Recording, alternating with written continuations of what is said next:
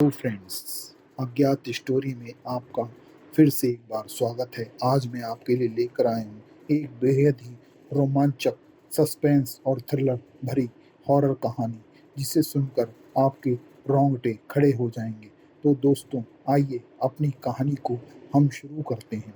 रात के लगभग 12:13 हुए थे। अनन्या के फ़ोन की घंटी बजी। उसने नींद में ही फ़ोन उठाया। हेलो। दूसरी तरफ कुछ सेकंड तक खामोशी रही। फिर एक धीमी आवाज आई, अनन्या, तुम अभी जिंदा हो? अनन्या की नींद पूरी तरह उड़ गई। कौन बोल रहा है? दूसरी तरफ से फिर वही आवाज आई, मैं, तुम। फोन कट गया। अनन्या कुछ देर तक मोबाइल को घूरती रही। फिर अचानक उसके फोन पर एक वीडियो आया। वीडियो सिर्फ 17 सेकंड का था। उसने वीडियो चलाया। स्क्रीन पर एक अंधेरा कमरा दिखाई दे रहा था। कमरे के बीच एक लड़की बैठी थी। अनन्या की सांसें रुक गईं। वह लड़की अनन्या खुद थी। वीडियो में अनन्या रो रही थी और कैमरे के पीछे से कोई आदमी पूछ रहा था, तुमने दरवाजा क्यों खोला? वीडियो में बैठी अनन्या ने कांपते हुए कहा, क्योंकि बाहर मेरी बहन खड़ी थी। वीडियो अचानक बंद हो गया। अनन्या के हाथ कांपने लगे। उसकी बहन रिया की मौत तो 3 साल पहले हो चुकी थी। रिया की मौत एक सड़क दुर्घटना में हुई थी। कम से कम अनन्या को यही बताया गया था। उसी समय उसके कमरे के बाहर किसी के धीरे से दस्तक दी। ठक ठक ठक ठक। अनन्या का दिल रुकने लगा। फिर बाहर से आवाज आई, दीदी। अनन्या बिस्तर पर जम गई। वह आवाज रिया की थी। दीदी, दरवाजा खोलो।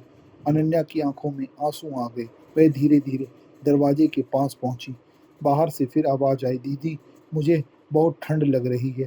अनन्या के दरवाजे की कुंडी पर हाथ रखा। तभी फोन का दूसरा संदेश आया, दरवाजा मत खोलना। अनन्या दरवाजे से तुरंत पीछे हट गई, लेकिन बाहर खड़ी आवाज रोने लगी, दीदी, तुमने मुझे मरने के लिए छोड़ दिया था। अनन्या के चेहरे का रंग उड़ गया। नहीं, बाहर से आवाज आई, तुमने ही दरवाजा बंद किया था। अनन्या का सिर घूम गया। उसे कुछ याद नहीं था। बस एक धुंधली सी तस्वीर, एक पुराना होटल, एक बंद कमरा और रिया चीख रही थी, दीदी, मुझे यहाँ से निकालो। अचानक दरवाजे पर जोरदार चोट पड़ी। धड़ाम। अनन्या चीख उठी। दरवाजे के नीचे से पानी अंदर आने लगा। नहीं, वह पानी नहीं था, वह गाढ़ा काला खून था। अनन्या पीछे हटती गई। तभी बाहर से आवाज आनी अचानक बंद हो गई। पूरा घर शांत हो गया। सुबह होते ही अनन्या ने अपने दोस्त कबीर को फोन किया। उसने उसको पूरी घटना बताई। कबीर कुछ देर चुप रहा। फिर उसने पूछा, तुम्हें होटल का नाम याद है? अनन्या ने आंखें बंद की। शायद होटल नीलकमल। कबीर ने तुरंत इंटरनेट पर खोजा। कुछ मिनट बाद उसकी आवाज बदल गई, अनन्या, क्या हुआ? होटल नीलकमल 2019 में ही बंद हो चुका है। क्यों? कबीर ने धीमे स्वर से कहा, क्योंकि वहाँ एक कमरे में एक लड़की की लाश मिली थी। अनन्या का दिल जोर से धड़कने लगा। फिर कमरे में कबीर कुछ देर चुप रहा। फिर बोला, कमरा नंबर 13 में उस लड़की की लाश मिली थी, इसीलिए उस होटल को अनिश्चित काल के लिए बंद कर दिया गया। अनन्या ने फोन काट दिया। वह रात भर सो नहीं सकी। सुबह उसके दरवाजे के नीचे एक पुराना लिफाफा पड़ा मिला। लिफाफे पर उसका नाम लिखा था। अंदर सिर्फ एक चाबी थी और एक कागज, अगर सच जानना है तो वापस आओ। नीचे पता लिखा था, होटल नीलकमल। अनन्या को जाना नहीं चाहिए था, लेकिन वह गई। होटल शहर के लगभग 40 किलोमीटर दूर जंगल के बीच में था। इमारत बाहर से पूरी तरह जली हुई लग रही थी। मुख्य दरवाजा खुला था। अंदर गुप्त अंधेरा। अनन्या ने मोबाइल की टॉर्च जलाई। रिसेप्शन पर धूल जमी थी, लेकिन काउंटर पर एक रजिस्टर खुला था। उसमें आखिरी एंट्री थी, कमरा नंबर 13, अनन्या और रिया। तारीख देखकर अनन्या की सांस अटक गई। वह तारीख रिया की मौत से 3 दिन पहले की थी। अनन्या को कुछ याद नहीं था कि वह होटल में कभी आई थी। तभी ऊपर की मंजिल से किसी के चलने की आवाज आई, ठक ठक ठक ठक। अनन्या सीढ़ी चढ़ने लगी। दूसरी मंजिल पर पहुंचकर उसने देखा, कमरा नंबर 13 का दरवाजा खुला था। कमरे के अंदर एक पुराना टेलीविजन चल रहा था। स्क्रीन पर वही वीडियो चल रहा था। अनन्या खुद कमरे में बैठी थी, लेकिन इस बार वीडियो आगे बढ़ा।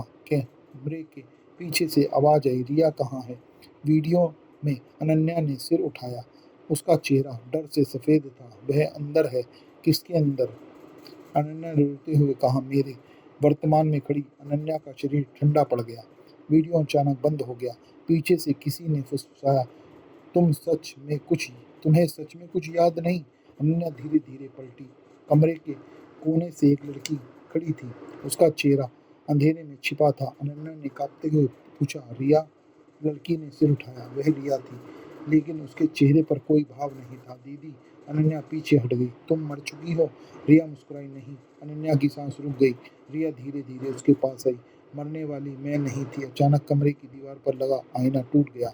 आईने के टुकड़े में अनन्या को अलग अलग दृश्य दिखाई देने लगे। एक दृश्य में रिया रो रही थी, दूसरे में अनन्या कमरे का दरवाजा बंद कर रही थी, और तीसरे में एक तीसरी लड़की कमरे के कोने में खड़ी थी। अनन्या ने चीख कर पूछा, यह कौन है? रिया ने कहा, जिसने हमें यहाँ बुलाया था। अनन्या की यादें अचानक लौटने लगी। 3 साल पहले वह और रिया इस होटल में आई थी। उन्हें एक अजीब संदेश मिला, तुम दोनों में से एक को सच पता है। कमरे में पहुंचने के बाद उन्हें एक वीडियो मिला था। उस वीडियो में उनके पिता दिखाई दे रहे थे। उनके पिता जिनकी मृत्यु बचपन में हो चुकी थी। वीडियो में पिता कह रहे थे, मेरी मौत दुर्घटना नहीं थी। अनन्या और रिया ने वीडियो देखा। फिर कमरे में किसी ने दरवाजा बंद कर दिया। रिया चीख रही थी। अनन्या दरवाजा खोलने की कोशिश कर रही थी। तभी तीसरी लड़की सामने आई। उसने कहा, तुम्हारे पिता ने मेरी बहन को मारा था। अनन्या ने कांपते हुए पूछा, कौन? लड़की ने जवाब दिया, तुम्हारे पिता की आखिरी शिकार। अनन्या का सिर घूमने लगा। उसने अपने पिता को हमेशा एक अच्छे इंसान के रूप में जाना था, लेकिन जब उसके सामने सबूत थे, तभी रिया ने कहा, दीदी, तुमने मुझे बचाने के लिए दरवाजा बंद किया था। अनन्या की आंखों से आंसू बहने लगे। फिर तुम मरी कैसे? रिया ने धीरे से उसकी ओर देखा। मैं मरी नहीं। अनन्या ने उसकी ओर देखा। तो 3 साल से तुम कहाँ थी? रिया ने कोई उत्तर नहीं दिया। कमरे की बत्ती अचानक जल उठी। अनन्या ने सामने देखा। वहां रिया नहीं थी, सिर्फ एक पुराना आईना था, और आईने में अनन्या अकेली खड़ी थी। उसके पीछे वही तीसरी लड़की खड़ी थी। अनन्या ने तुरंत पीछे देखा, कोई नहीं था। फिर आईने में देखा, लड़की अब उसके बिल्कुल पीछे खड़ी थी। उसने अनन्या के कान में आकर फुसफुसाया, तुमने दरवाजा खोला था। अनन्या ने कांपते हुए कहा, मैंने तो दरवाजा बंद किया था। लड़की मुस्कुराई, नहीं, तुमने दरवाजा खोला था। और बाहर? अनन्या ने धीरे से पूछा, बाहर कौन था? लड़की ने जवाब दिया, रिया। अनन्या ने पीछे मुड़कर देखा। कमरे का दरवाजा खुला था। बाहर गलियारे में रिया खड़ी थी, लेकिन अब उसका चेहरा सड़ चुका था। रिया ने धीरे से कहा, दीदी, तुमने मुझे अंदर आने दिया था। अनन्या चीखती हुई दरवाजे की ओर भागी, लेकिन जैसे ही वह बाहर पहुंची, होटल गायब था। बाहर एक सड़क पर वह खुद खड़ी थी। उसके सामने पुलिस की गाड़ियां थीं। एक पुलिस अधिकारी उसके पास आया, मैडम, आप ठीक हैं? अनन्या ने घबराकर पूछा, यह कौन सी जगह है? अधिकारी ने कहा, यह वही जगह है जहां 3 साल पहले एक लड़की की लाश मिली थी। अनन्या का शरीर कांप गया। किसकी? अधिकारी ने अपनी फाइल खोली, रिया की। अनन्या ने चीख कर कहा, नहीं, रिया जिंदा है। अधिकारी ने उसे अजीब नजर से देखा, मैडम, आप अनन्या हैं? अनन्या ने सिर हिलाया। अधिकारी ने फाइल में लगी तस्वीर उसकी ओर बढ़ाई। तस्वीर देखकर अनन्या की चीख निकल गई। तस्वीर में रिया नहीं थी, तस्वीर में अनन्या की लाश थी। अधिकारी ने कहा, 3 साल पहले इस होटल में दो बहनों की लाश मिली थी। अनन्या की आंखों के सामने अंधेरा छाने लगा। दो? अधिकारी ने सिर हिलाया, हाँ। एक का नाम रिया था और दूसरी? अधिकारी ने फाइल में देखा, अनन्या। अनन्या पीछे हट गई। उसने अपने हाथों की ओर देखा। उसकी उंगलियां धीरे धीरे पारदर्शी हो रही थी। तभी उसके फोन पर एक संदेश आया, अब तुम्हें याद आया? अनन्या ने कांपते हुए पूछा, तुम कौन हो? कुछ सेकंड बाद उत्तर आया, मैं वह हूँ जिसे तुम दोनों ने कमरे में बंद किया था।